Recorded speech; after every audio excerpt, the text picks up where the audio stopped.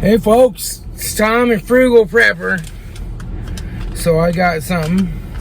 It was sent to me for free to do a review of it on my channel. I'm excited.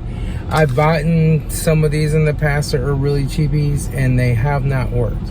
I'll put a link to this one down below. I forget how much it costs, but it's not too much.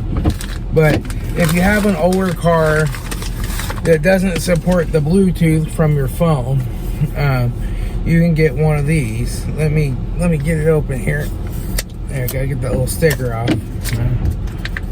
We'll just tear it. There, okay.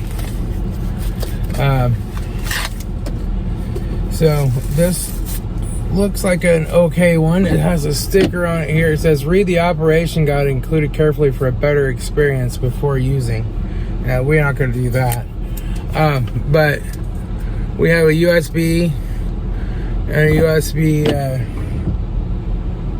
a PD 36 watt USB-C charger. So it won't charge my laptop, but it'll charge my phone.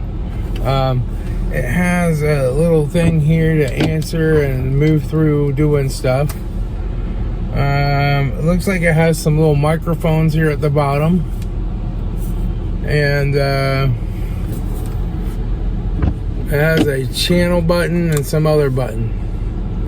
So, I don't know, maybe we will read the user guide here and see how this thing works, because it doesn't appear to have like a display on it. It has a pretty thick little user guide. It's a little mini Barbie sized one.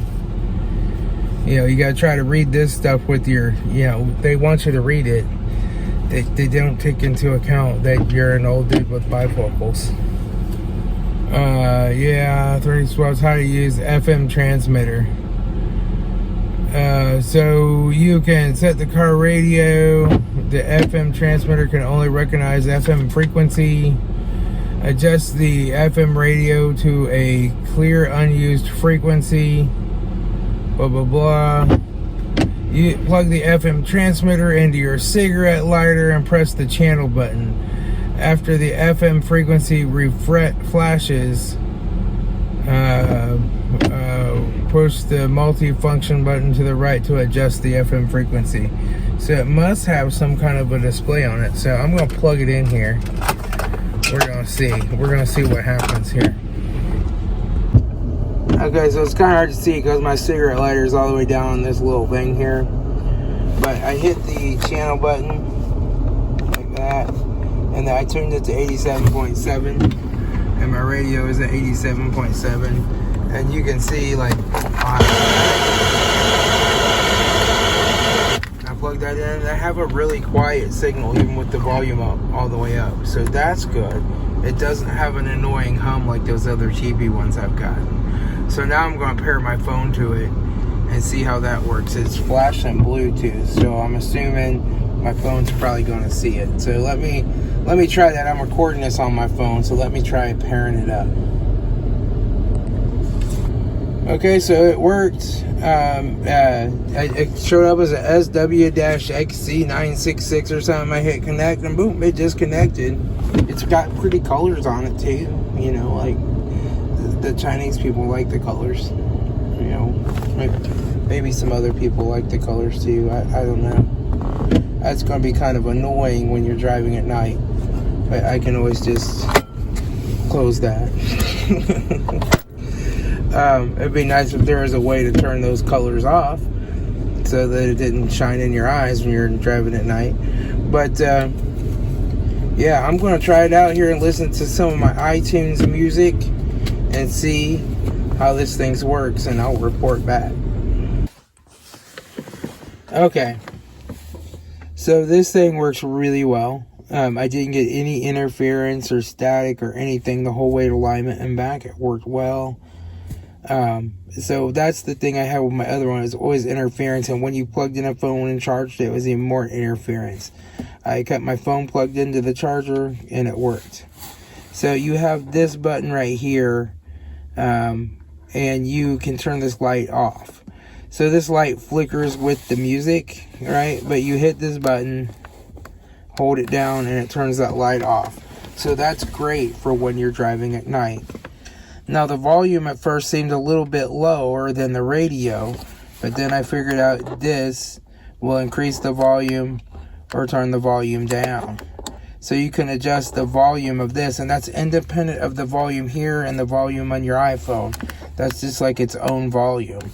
So you can make that plenty loud enough. Let's see what I do with the manual here. You can, it tells you what everything does. Press the channel button to adjust the FM frequency. A long press to turn on or off the FM, but keep charging. So if you want to keep your phone charger on, but turn off the FM transceiver, you can do that. Like if you want to listen to the radio or whatever. Then the short press will change it to deep bass and normal. And a long press on that button turns off the light like I showed you. You can do music mode. And that basically, you push up or down, increase or lower the volume. Long push up or down for the quick volume. You can push left and right to switch songs. So go to the next song or previous song. You can do incoming call. You can do on a call. You can do FM mode, which is to decrease or decrease the frequency when you're adjusting that. And the standby mode. You could do a long press to activate Siri. The only thing I will say is the microphone on this doesn't work great in this car, but that's because it's all the way down here beside my leg in this thing. I think if I had a cigarette lighter that was more up in here, it would probably work just fine.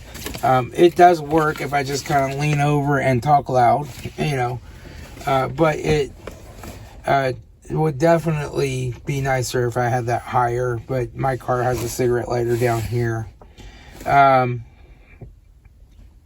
But it does play the phone call over the speakers, which is really nice. You can turn the light off. You can adjust the volume. No interference. You can use it in only charging mode. It's a really nice one. A lot nicer than these other cheaper ones I've bought before. So I'd highly recommend this if you have these radios, like this GM radio. You say, oh, I'm just going to replace it with a new radio. The problem is all your turn signal sounds and everything from the car, all the chimes, all the alert sounds, they all come through the radio on a GM.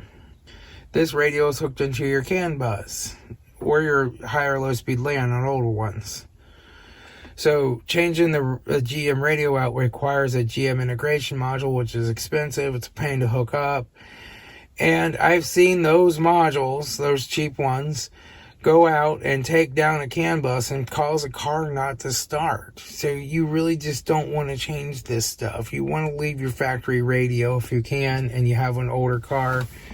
And now you can just add in this little thing to your cigarette lighter and have full functionality with your cell phone, which is really nice. All right, I'll talk to y'all later. This is Tom, your Frugal Prepper.